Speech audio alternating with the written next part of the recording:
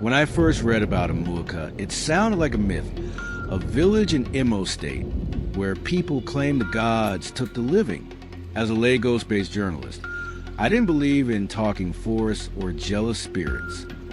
But when 7 villagers vanished within 2 months, and the police quietly withdrew from the case, I knew I had to see it for myself. The road to Umuaka wound through endless green. By the time I arrived, the air had changed. Thick, still, humming with something unspoken. The villagers didn't meet my eyes. Their silence was heavier than the humid air. At the village square stood a giant, ancient tree, its trunk carved with faint symbols. A woman sweeping nearby crossed herself when she saw me looking at it. "They told you not to come," she murmured. Chief Abaka, the oldest man in the community, received me with cautious hospitality. His compound was quiet except for the rattle of a wind chime made from cowrie shells. "The gods of Umuaka are not angry without reason," he began. "Our fathers made a covenant long before any of us were born. Every year, the Ofia Ogwugwu must be performed, but the young ones, they refuse." He poured palm wine into a calabash, his hand trembling. "Last year, they said the old ways are gone. That was when the gods took Ngozi." "Who is Ngozi?" I asked. His eyes went distant.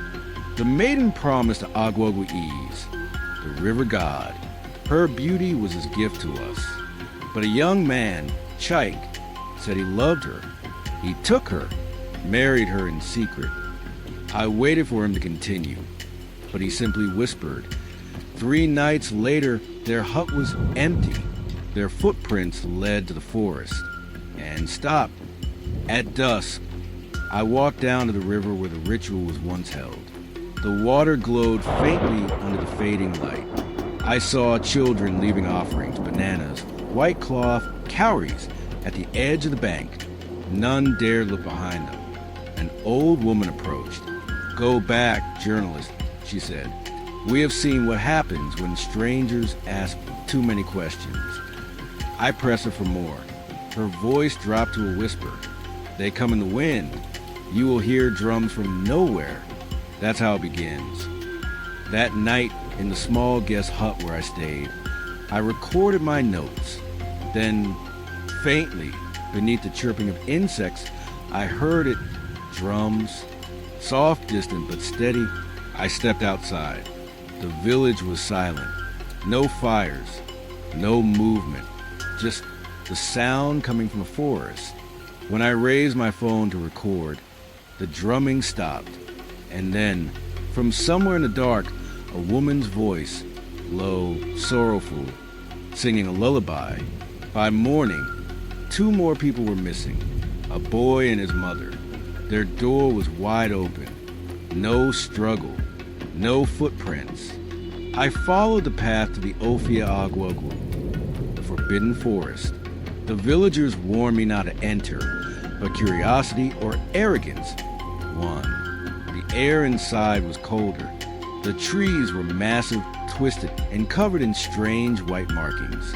I reached a clearing, a flat stone altar with dry blood, surrounded by small wooden idols.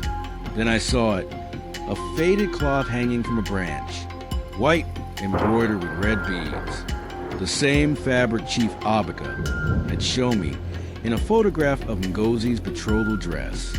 Something moved behind me. I turned. Nothing, but the air felt thick, like being watched. I lifted my camera. Through the lens, for just a second, I saw shapes, faint, human outlines near the altar. Then my camera shut off, battery drained. That was when I heard it again, the woman's voice, closer this time. "We warned them. The gods take what is theirs." I ran. Branches tore up my clothes, the ground shifting under my feet. When I burst out of the forest, the villagers were waiting, silent, unmoving, eyes wide. Chief Abaka stepped forward, holding my recorder. "The gods don't like to be filmed," he said softly. That night, I packed to leave. But before I did, a small boy approached me. He handed me a carved wooden figurine, a woman kneeling before a serpent. Papa says she was a sister, he said. She still sings by the river. I didn't sleep. At dawn, I left Umuaka. But as I drove away, I looked in the rear-view mirror, and for a moment, I swear I saw her standing by the riverbank, her white cloth waving in the wind. Weeks later, when I reviewed my recordings in Lagos, one file played back differently.